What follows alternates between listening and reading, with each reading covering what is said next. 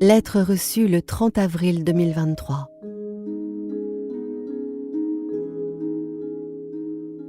Très chère Françoise Cadol, le 4 mars 2023, j'ai quitté le paysage des montagnes suisses pour venir voir votre pièce de théâtre « La femme qui ne vieillissait pas ».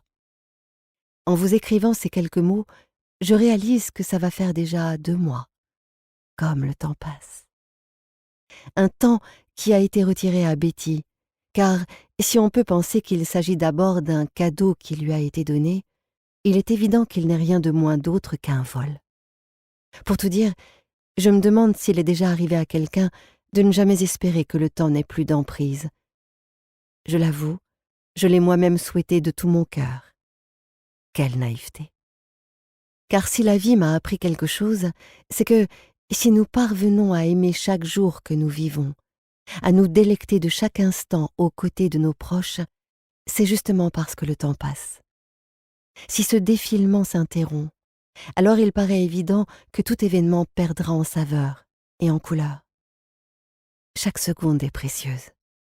Et si les années s'enchaînent souvent à un rythme effréné et vertigineux, j'ai compris que c'est bien grâce à ça que j'ai pu grandir et surtout apprendre. C'est ma première clé.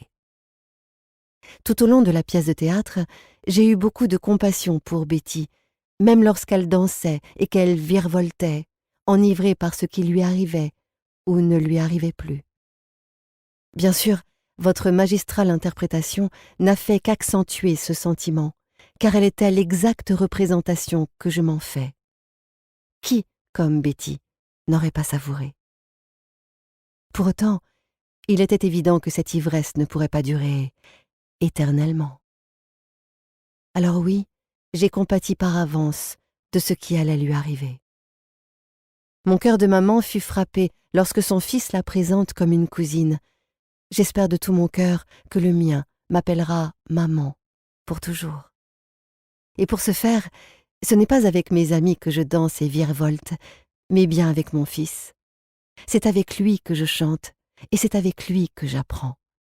Car s'il grandit trop vite, je suis heureuse de vieillir au même rythme. Accompagnée de mon mari, nous jouons tous les 3, comme si nous avions chacun 4 ans.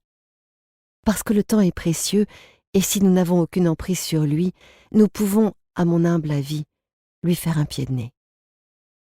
J'ai décidé de rester jeune, non pas avec mon corps, mais avec mon cœur et mon âme. Ma jeunesse éternelle existe, mais elle est invisible. Elle est dans ma tête, dans mes actes envers mes proches. C'est ma seconde clé. Pour autant, je pense que Betty a un courage que je n'ai pas. Celui de confronter l'inévitable, celui de s'opposer à ce qui lui a été offert et d'y renoncer. Volarme sur scène, si vrai, étaye merveilleusement cet état de fait. Très chère Françoise Cadol, vous voir incarner cette pièce de théâtre, lui donner vie et la faire respirer, m'a profondément touchée. Même si je vis dans un pays voisin, j'ai sauté sur cette occasion. Votre magnifique interprétation m'a confortée dans l'idée de mes clés. Vous rencontrer et pouvoir échanger quelques mots avec vous a été un véritable cadeau, et pour cela, j'ai beaucoup de peine à trouver les mots justes pour vous remercier convenablement. Merci pour cette pièce de théâtre. Merci pour votre gentillesse et votre bienveillance. Merci d'être la personne que vous êtes. S'il vous plaît, gardez votre lumière, préservez votre jeunesse, même si elle est invisible. Nous la ressentirons. En vous souhaitant le meilleur. Muriel.